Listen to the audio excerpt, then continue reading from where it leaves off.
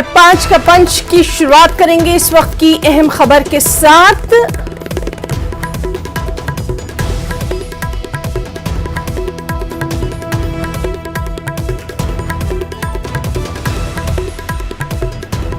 विधानसभा में नादौन में डाला था वोट, ईवीएम में बीजेपी उम्मीदवार का नाम बदला गया। तो इस वक्त शिमला चुनाव में धांधली का आरोप, उससे मुतालिक ये खबर है। वार्ड नंबर 28 और 30 में नाम में धांधली का आरोप, बीजेपी का बड़ा आरोप, बीजेपी का सीएम और सरकार पर यह आरोप।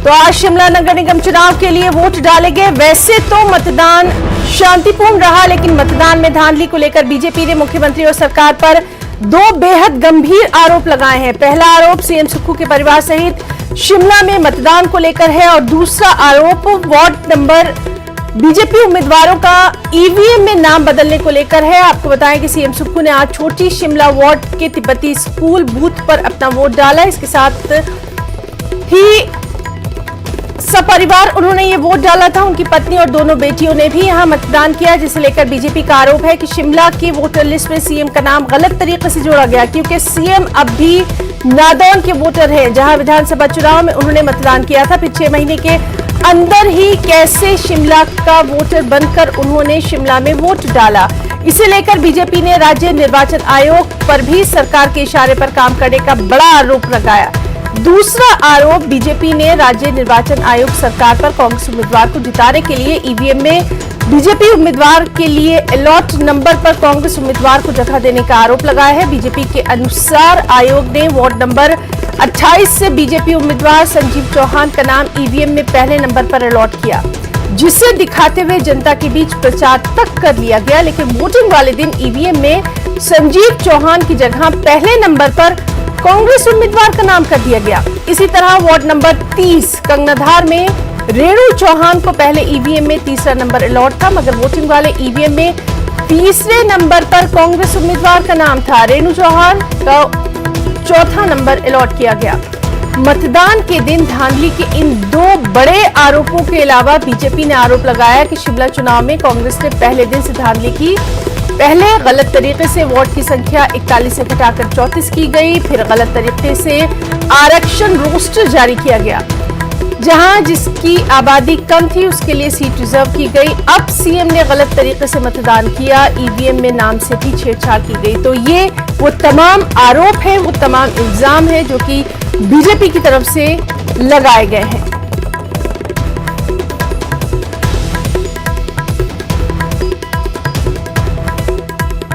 ऑफ पीपल एक्ट में भी प्रोविजन है और similar provision municipal corporation act में भी है कि वोट वहां बनेगा जहां पर व्यक्ति ऑर्डिनरीली रिजाइडिंग फॉर 6 मंथ्स। अगर उन्होंने दिसंबर में जो है वोट नादौन में डाला है तो शिमला में वोट नहीं बनना चाहिए। किसी भी विधायक या मंत्री का जो है वोट शिमला में नहीं बन सकता। उनका वोट अपनी कंस्टिट्यूएंसी में इंटैक्ट रहता है, चाहे वहां 6 महीने के लिए जाएं या ना जाएं। ये कानून है। अगर उन्होंने 2 जगह वोट डाला है, वहां पर भी वोट डाला है नादौन में, और उनका वोट नादौन की वोटर लिस्ट में है, तो यहां पर वोट उनको नहीं डालना चाहिए था। हिमाचल प्रदेश का जो मैंडेट है, खासकर शिमला का जो मैंडेट है, that is being hijacked by the chief minister and his government. हमने पब्लिसिटी की, बीजेपी का उम्मीदवार संजीव चौहान पहले स्थान पर है, और जब मशीन खुली तो वहां पर कांग्रेस का उम्मीदवार पहले स्थान पर पाया गया।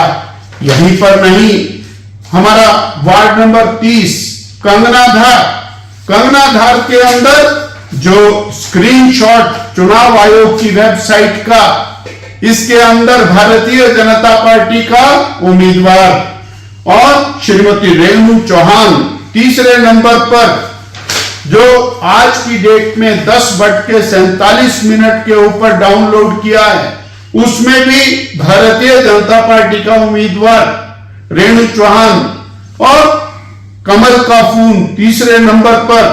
परंतु जब मशीन खोली तो मशीन खोलने के बाद भारतीय जनता पार्टी की उम्मीदवार चौथे नंबर के ऊपर। ये इससे बड़ा सरकार की, कांग्रेस पार्टी की जो धांधली है उसका कोई उदाहरण नहीं हो सकता। ऐसी परिस्थिति पैदा कर दी है जिसमें ऐसा लगता है कि पूरे इलेक्शन कमीशन को भी सरकार ने बहुत बुरी तरह से प्रभावित किया है, उनकी वर्किंग को, और जिस तरह से निष्पक्ष मतदान होना चाहिए उस मतदान को निष्पक्षता के साथ होने से बाधित किया है। सीधे रुख करना चाहेंगे, हमारे साथ मौजूद हैं एक बार फिर से हमारे सहयोगी रणवीर सिंह। रणवीर, वोटिंग का दिन हो गया है, आरोप प्रत्यारोप का दौर भी जारी है, तमाम चीजें आपसे डिटेल्स में जानना चाहेंगे और सबसे अहम ये वोटिंग परसेंटेज भी आपसे जानना चाहेंगे। रणवीर जी हाँ, दो बड़े जो है आरोप यहाँ पर भाजपा की तरफ से लगाए गए हैं, जिसमें राजीव बिंदल ने खुलकर कहा, जो भाजपा के प्रदेशाध्यक्ष हैं जयराम ठाकुर ने खुलकर कहा। जो दो बड़े आरोप, एक तो मुख्यमंत्री की वोटिंग को लेकर जिसको लेकर सवाल पूर्व मंत्री सुरेश भारद्वाज ने खड़े किए हैं, और जो ईवीएम में जो क्रम होता है प्रत्याशियों का उसको जो है बदलने का जो है यहाँ पर आरोप लगाया गया। एक तो स्पष्टीकरण जो राज्य निर्वाचन आयोग की तरफ से ये आया है कि जो हिंदी वर्णमाला के तहत जो है उस क्रम को तय किया जाता है, तो उसको लेकर एक लंबा चौड़ा स्पष्टीकरण आया। जो वोटिंग टर्नआउट का जो आपने प्रश्न पूछा, देखिए आधिकारिक रूप से अभी जो है वोटिंग टर्नआउट अभी आना है, उसको जो है कैलकुलेट किया जा रहा है राज्य निर्वाचन आयोग की तरफ से। बहरहाल इन बड़े आरोपों पर जवाब देने के लिए हमारे साथ कांग्रेस के वरिष्ठ प्रवक्ता है और यहाँ पूर्व पार्षद भी रहे सुशांत कपरेट। जरा बताएं, सुरेश भारद्वाज जी तो कह रहे हैं आपने मुख्यमंत्री जो है 6 महीने के अंदर कैसे यहाँ पर वोट डाल सकते हैं। देखिए, एक चीज समझने की आवश्यकता है कि ये जो चुनाव है ये अर्बन लोकल बॉडीज का चुनाव है। मुख्यमंत्री विधायक भले ही नदौन विधानसभा क्षेत्र से है, लेकिन उनका एक निवास स्थान शिमला नगर निगम की परिधि में भी आता है।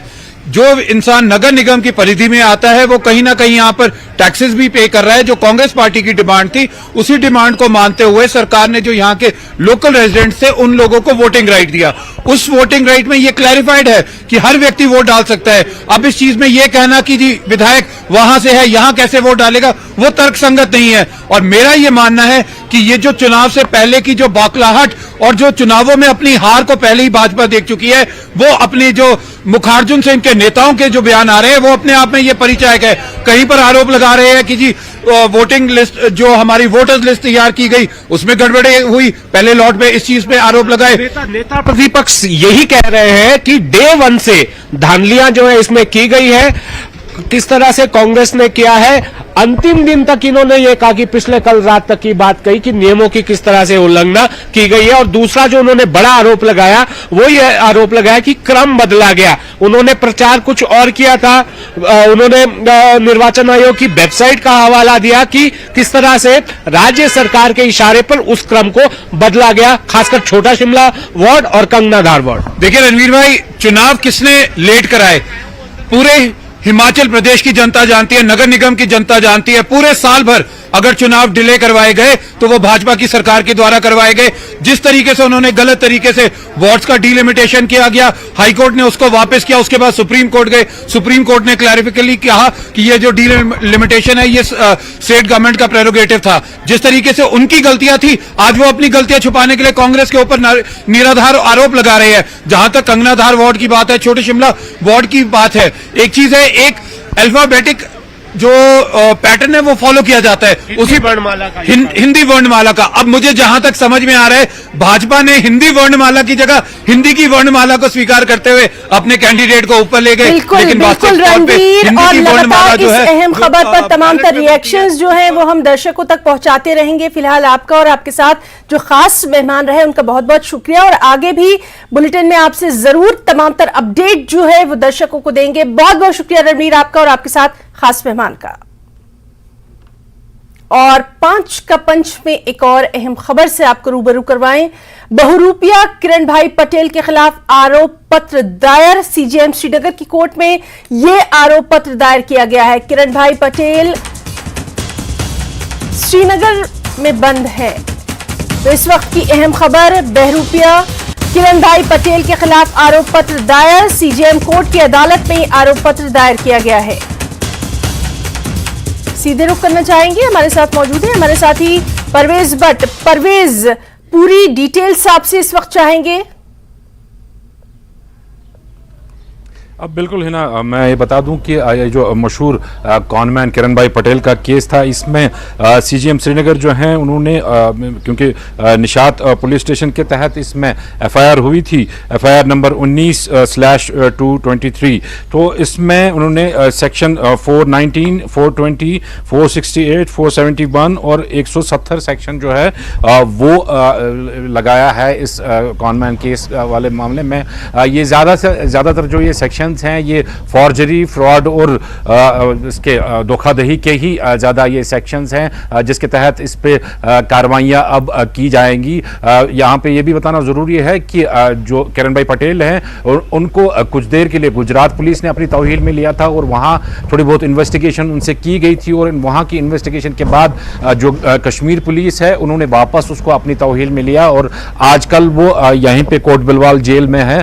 और यहाँ जो तफ्तीश है, जो मामले, क्योंकि ज़्यादातर उनके मामले यहाँ कश्मीर में ही दर्ज हैं और ज़्यादातर केसेस उनके कश्मीर में ही हैं, तो यहाँ की पुलिस को ये सौंपा गया है ये जिम्मेवारी की जो केसेस उनके हैं उन पे जांच की जाए। यहाँ पे लेकिन एक बात काफ़ी अहम है, ये 3 मार्च को इसी साल 3 मार्च को जो है किरण भाई पटेल को गिरफ्तार किया गया था और 29 मार्च को इंक्वायरी बिठाई गई थी जिसका हेड बनाया गया था डिविजनल कमिश्नर कश्मीर को और उन्होंने कहा गया था कि with in time bound manner में वो ये इंक्वायरी जो है इसको आगे बढ़ाए और ये देखे कि कौन कौन से ऑफिशियल्स, जिसमें काफ़ी सारे बड़े ऑफिशियल्स के नाम आते हैं, कुछ आईएएस ऑफिशियल्स भी आते हैं, कुछ पुलिस के ऑफिशियल्स भी आते हैं, तो उनको ये कहा गया था कि उसकी वो जांच करें कि आखिर किस तरह का उनका इन्वॉल्वमेंट था इसके साथ, किरण भाई पटेल के साथ, और किस तरह इसको एक्सेस मिली इतनी सारी सिक्योरिटी और इतने सारे हसास जगहों पे जहां पे काफी नेशनल सिक्योरिटी का भी इशू हो सकता है क्योंकि इसी साल यहाँ G20 समिट भी होने वाला है और भी काफी सारे इश्यूज हैं। यात्रा होती है यहाँ पे, अमरनाथ यात्रा, जो सिक्योरिटी के हवाले से काफी हसास रहती है।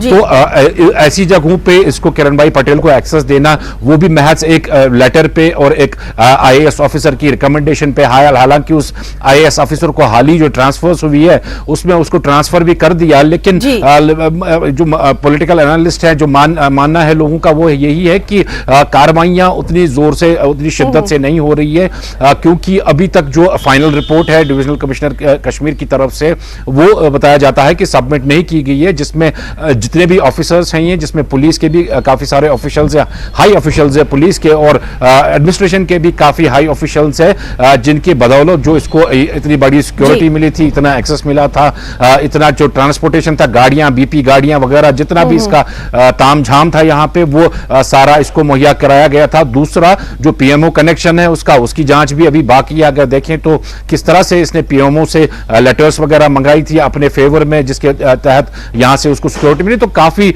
इसमें अभी पहलू काफी ज्यादा हैं जिन पे और जांच करने की जरूरत है। लेकिन फिलहाल बेहद अहम मामला है जिस पर लगातार तफ्तीश जारी है और अहम मामले से मुतालिक तमाम तर अपडेट भी हम अपने दर्शकों तक पहुंचाते रहेंगे। परवेज भट्ट, बहुत बहुत शुक्रिया आपका तमाम तर जानकारी के लिए।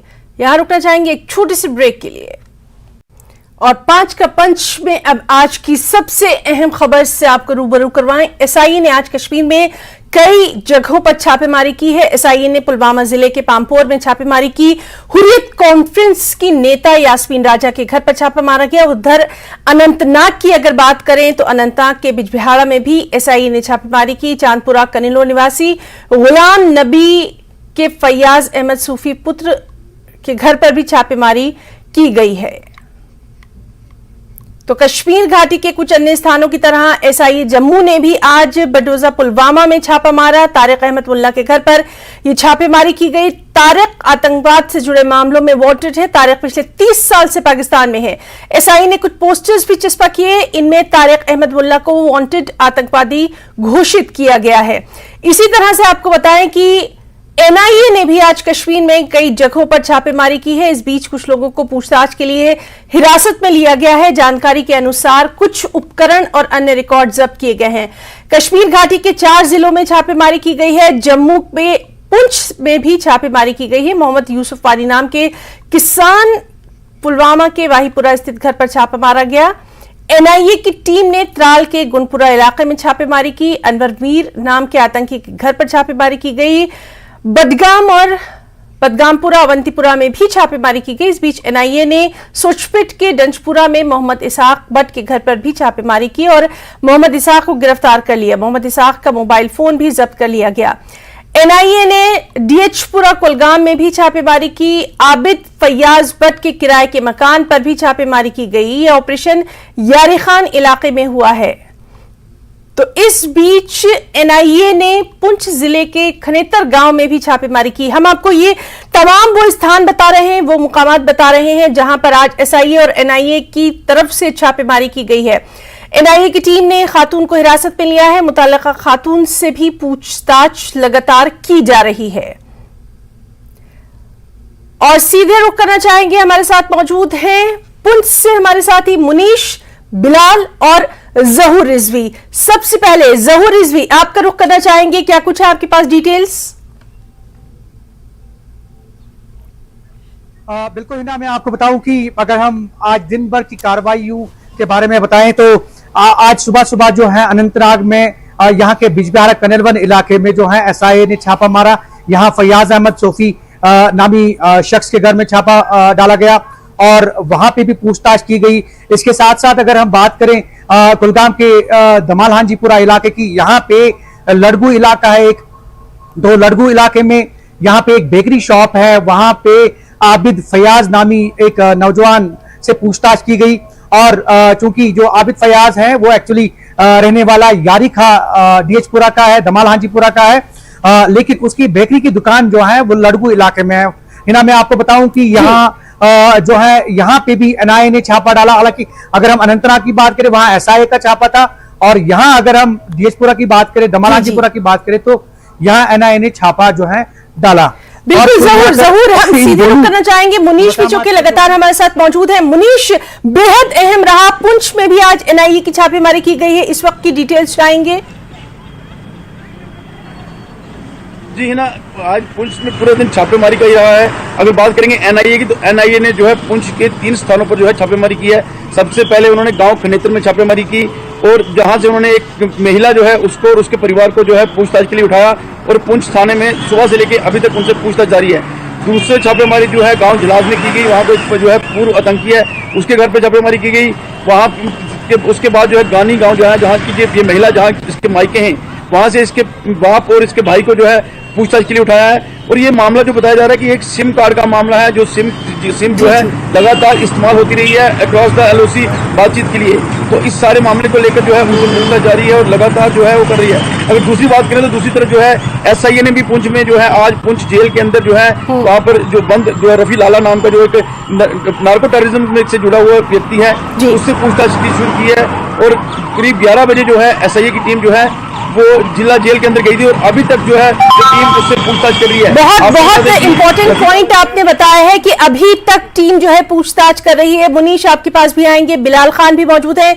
बिलाल, आपसे भी जानना चाहेंगे, आज लगातार छापेमारी की कार्रवाई की गई है, क्या कुछ तफसीलात हैं?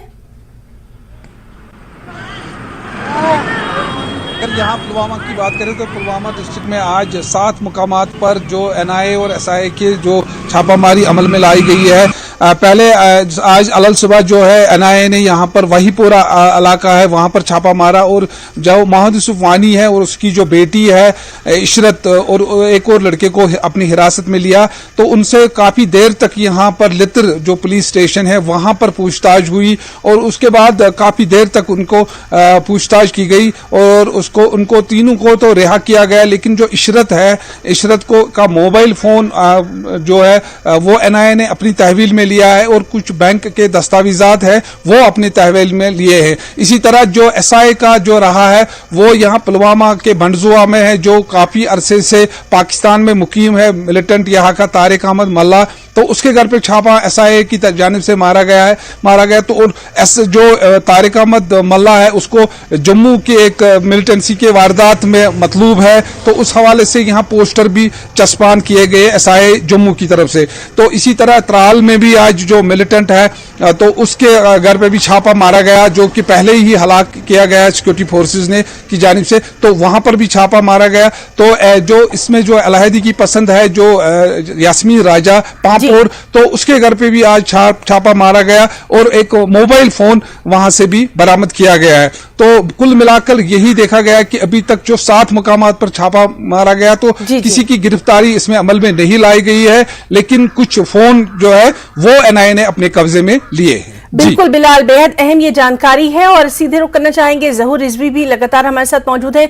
जहूर, एक साथ इतने मुकामात पर जो ये कार्रवाई की गई है, कहीं ना कहीं साफ मैसेज देने की कोशिश है कि अब इन तमाम जो दहशतगर्दाना कार्रवाइयां हैं, इनसे जुड़े जो तार हैं, सभी पर कतरन लगाने की कोशिश की जाएगी। और चूंकि अगर हम बात करें जहां पर आप मौजूद हैं, बेहद हसास इलाका है, वहां पर सिक्योरिटी को लेकर, इन छापों को लेकर खास तौर पर एहतियात बरती जा रही है। जहूर। बिल्कुल हिना, जो ही ये छापामार कार्रवाइयां अंजाम दी जाती हैं तो इससे पहले जो है पूरे इलाके को सैनिटाइज किया जाता है। जैसा कि आपको पता है कि काफी हसास इलाके हैं। अगर हम जनूबी कश्मीर के इन इलाकों की अजला की बात करें, जिसमें कुलगाम, अनंतनाग, शोपियान या पुलवामा की बात करें खासतौर से, तो जहां जहां ये कार्रवाइयां अमल में लाई जाती हैं तो पहले पूरे इलाके को सैनिटाइज किया जाता है और उसके बाद सिक्योरिटी फोर्सेस जो है वो पूरे इलाके को कॉर्डन ऑफ करती हैं। तो उसके बाद ये छापामार कार्रवाइयां अंजाम दी जाती है और साफ और क्लियर मैसेज दिया जा रहा है सिक्योरिटी एजेंसियों की तरफ से कि जो भी दहशतगर्दाना कार्रवाइयों में, मिलिटेंसी एक्टिविटीज में लोग जो इन्वॉल्व हैं उन पे नकेल कसने की कोशिश जो है वो की जा रही है। और कुल मिलाकर अगर हम आज दिन की कार्रवाइयां देखें तो जैसा कि मुनीश ने भी कहा कि जो ये सिम कार्ड रैकेट है ये इस पे काफी उर्से से जो सिक्योरिटी एजेंसियां है वो काम कर रही है। उसके साथ साथ जो नार्को टेररिज्म है उस पे काम कर रही है, साथ में जो टेरर फंडिंग मामले हैं उन पे काम कर रही है और जो भी इसमें मुलविसीन हैं उनकी नकील कसी जा रही है, उनके खिलाफ कार्रवाइयां अमल में लाई जा रही हैं और उनके घरों पे जो है बिल्कुल जहूर, और इसलिए बेहद अहम हो जाती है ये तमाम छापेमारी कार्रवाई। मुनीश, आपका रुख करना चाहेंगे खास तौर पर पुंछ हमले के बाद से लगातार वहां हम देख रहे हैं कि इस तरह की कार्रवाइयां बेहद अहम हो गई हैं, बहुत इनके मायने हैं। जी ना, बिल्कुल आपने सच कहा कि ये जो पाका दुनिया सैन्य काफिले पर हमला हुआ है उसके बाद से जो है लगातार एजेंसी जो है वो इस चीज़ को देख रही हैं, क्योंकि काफ़ी समय जो है आतंकी गतिविधियाँ यहाँ पर बढ़ रही हैं। पुंछ राजौरी में की बात करें तो यहाँ पर आतंकी जो है उनके हौसले बुलंद होने शुरू हो गए थे, जिसको देखते हुए जो है लगातार इस तरह की कार्रवाई की जा रही है। और बात करें तो जो दहशतगर्दों के जो मददगार हैं या जो OGW हैं वो भी काफी सक्रिय हो चुके हैं और खबर जो है सिक्योरिटी एजेंसी तक जो है कम पहुंच रही थी, क्योंकि इन लोगों ने जो है अपना नेटवर्क इतना स्ट्रांग कर लिया है कि इनकी खबर जो है नहीं निकल पा रही थी। ऐसे में जो है तो लगातार हम बात करने की कोशिश कर रहे हैं और हमारे साथ तमाम तर जानकारी के साथ मौजूद थे हमारे तीनों साथी। हमारे साथ मौजूद थे मुनीश, हमारे साथ थे जहूर रिजवी और बिलाल। तीनों साथियों का बेहद अहम जानकारी के लिए यहां बहुत बहुत शुक्रिया अदा करना चाहेंगे। और 5 का पंच में आज के लिए फिलहाल इतना ही। पूरी टीम को दें इजाजत। नमस्कार।